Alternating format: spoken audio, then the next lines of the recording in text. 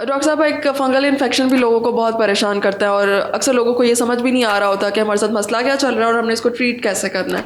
तो कैसे पता चल सकता है, खुद से सेल्फ डायग्नोसिस इसका हो सकता है कि हमारी स्किन पे फंगल इन्फेक्शन हो गया?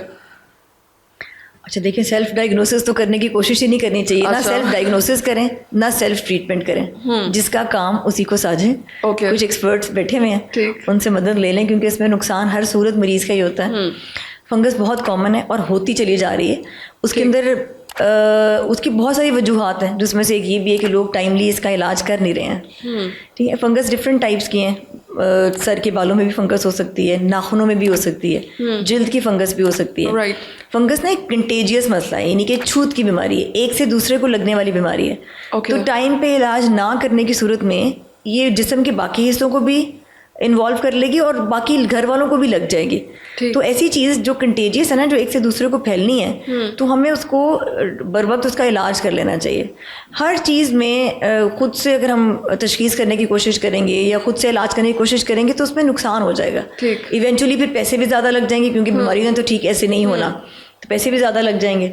फिर हो सकता है टेस्ट भी साथ करवाने पड़ेंगे, क्योंकि दवाई लंबे अरसे के लिए खानी पड़ेगी। तो इसलिए बेहतर है कि उसको चेक करवा लिया जाए। फंगस को ट्रीट करने के लिए घर के तमाम अफराद को एट अ टाइम अपना इलाज, जिनको हो चुका है ना, सबको करना चाहिए। तो उसमें भी कुछ जर्नल सी मैं इंस्ट्रक्शंस बता देती हूँ। एक तो सारे डॉक्टर को दिखा के आपने जब अपना इलाज कर लें, अपनी हाइजीन अच्छी रखें।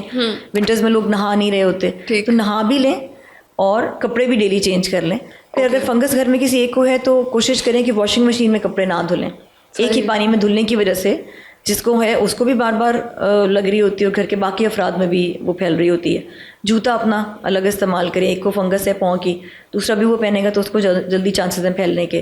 टॉवल अलग रखें, तौलिया अलग रखें, अपना ब्रश अलग रखें जो सर के बालों के लिए आप इस्तेमाल कर रहे हैं। अगर किसी को नाखूनों की फंगस है तो उसका नेल कटर सेपरेट हो, ताकि एटलीस्ट बाकी लोगों में ना फैले। ठीक है डॉक्टर साहब, लोगों में एक कॉन्सेप्ट ये भी है कि अगर फंगल इन्फेक्शन किसी को एक दफ़ा हो जाए तो वो फिर लाइफ टाइम के लिए ट्रीट नहीं होता। आप इसको थोड़ा सा सप्रेस कर लेते हैं मेडिसिन के साथ, लेकिन वो फिर से दोबारा से निकल आती है ये चीज़।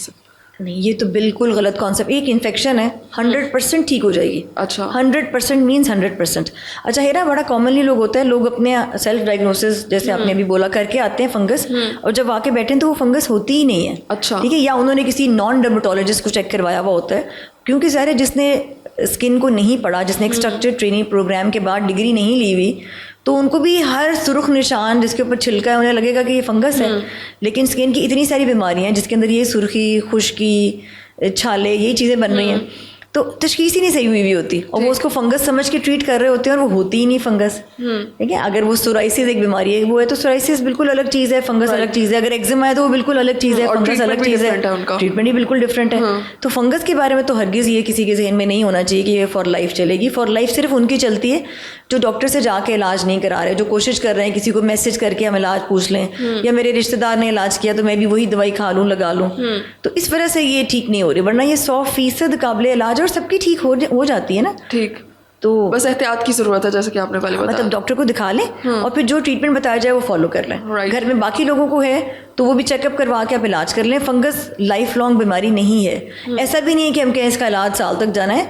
आमतौर पे 3 महीने के इलाज के साथ हर तरह की फंगस ठीक हो जाती है। ठीक है, अमूमन नेल्स में या फिंगर्स में जो फंगस होती है वो शायद थोड़े लंबे अरसे तक वो टाइम लेती है। बिल्कुल, जो नेल्स की फंगस है वो टाइम लेती है, वो 6 मंथ्स और उससे ज़्यादा टाइम ले सकती है। उसके लिए कुछ वैक्सीनेशन भी अवेलेबल है अब इंजेक्शन की फॉर्म में? फंगस के लिए कोई वैक्सीनेशन नहीं होती। ठीक है, उसके लिए डिफरेंट, देखिए जो मैंने अभी कुछ रेमेडीज बताई, जैसे नेल कटर अलग कर लें। नेल फंगस ना बहुत स्लोली ग्रो करती है, इसीलिए वो इम्प्रूव भी स्लोली हो रही होती है। उसमें खाने की दवाइयाँ, लगाने की दवाइयाँ, एट टाइम्स हमें लेजर साथ में करने पड़ते हैं। ठीक है, फंगस के लिए कोई वैक्सीन नहीं है कि फंगस ना हो इसके लिए हम कोई वैक्सीन लगवा लें, ऐसे नहीं है। But that can be cured.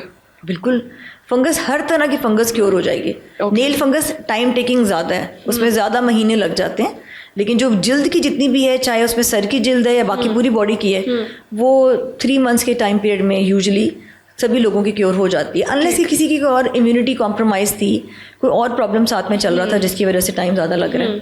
ठीक है, ओके, बहुत शुक्रिया।